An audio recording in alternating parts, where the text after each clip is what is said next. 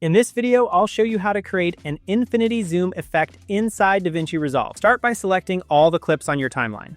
Right-click, choose Change Clip Duration, then type in 5 frames and confirm.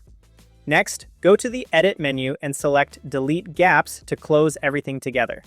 Now open the Effects panel and drag an adjustment clip onto the track above your first video clip. Right-click on the adjustment clip, select Change Clip Duration, and again set it to 5 frames. With the adjustment clip selected, go to the inspector.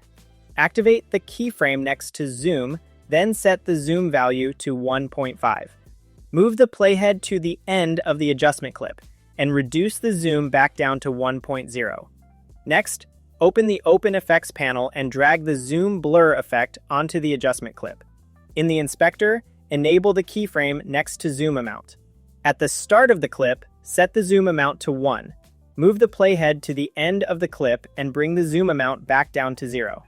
To extend this effect across the timeline, hold the Alt key, then click and drag the adjustment clip to duplicate it. Repeat this step for as many clips as you want the infinity zoom to cover. And that's it! You've now built a smooth infinity zoom transition inside DaVinci Resolve.